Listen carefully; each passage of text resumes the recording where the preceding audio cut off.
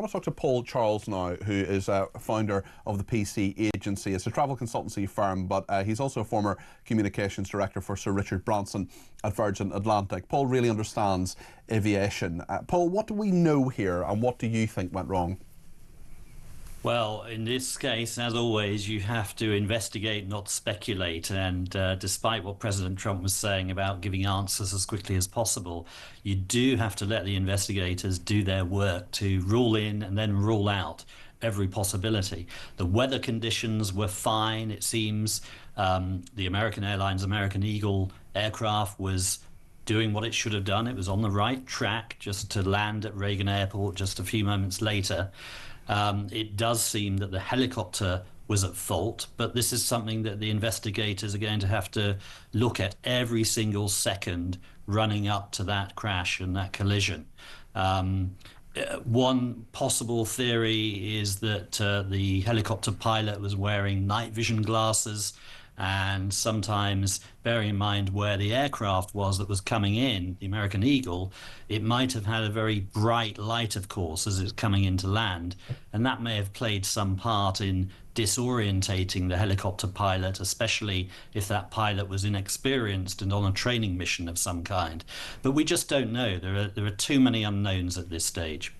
Yes, there are an awful lot of unknowns. One thing we do know, of course, is that Washington, D.C., that area around Reagan National Airport, the fact that you have Virginia, Maryland, a number of different airports, Reagan Airport, Dulles Airport, military airports like Andrews as well, a very, very busy place.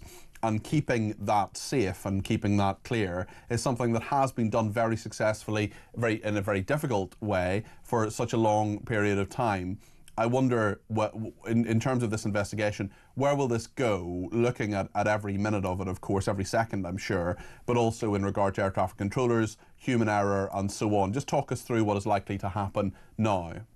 You're right, it's very congested airspace around there. For those of us in the UK flying into Washington, we usually would fly into Dulles International Airport, which is the major airport in Washington. Ronald Reagan Airport is more of a domestic airport. It's very close to the White House. I've flown into it many times on an American Eagle, which are the perfect aircraft to go into that smaller airport.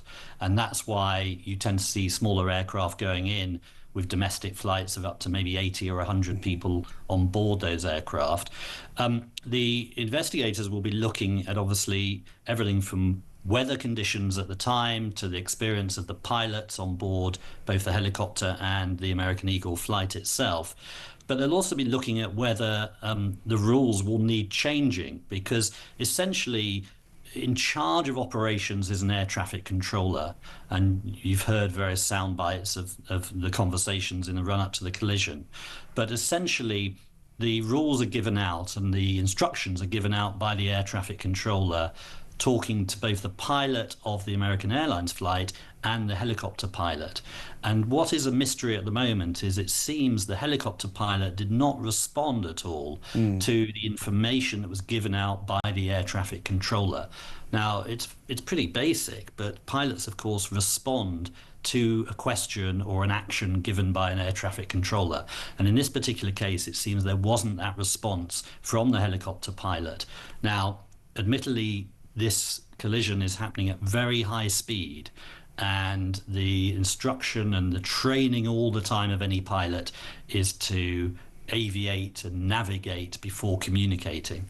So it could be that they felt they were having to route that helicopter first and concentrate on the controls before communicating back to the air traffic controller. But again, we've got to find out. What's clear is this was a training flight, and that sends the message initially that the pilot may not have been as experienced as they should have been or have been in the thousands of sorties that helicopters do in a year around Ronald Reagan Airport.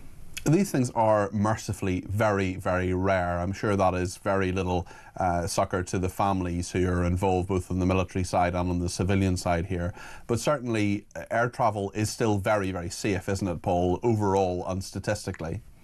Yes, absolutely. And we've not seen an incident like this around Ronald Reagan Airport before, involving a military helicopter and a commercial aircraft. And every day there are hundreds of interactions between those two different types of aircraft.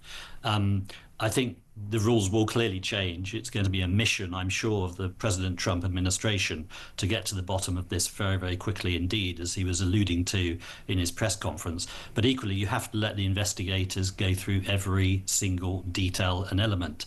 I think what I'm most impressed by, and it's a tragedy, and we have to think about those who were affected and their families, and it's obviously very sad. But what I'm most impressed with is the response from the American Airlines CEO, Robert Isom, who very quickly, within 3 hours of the incident, recorded a video with his thoughts and also the facts as he knew them.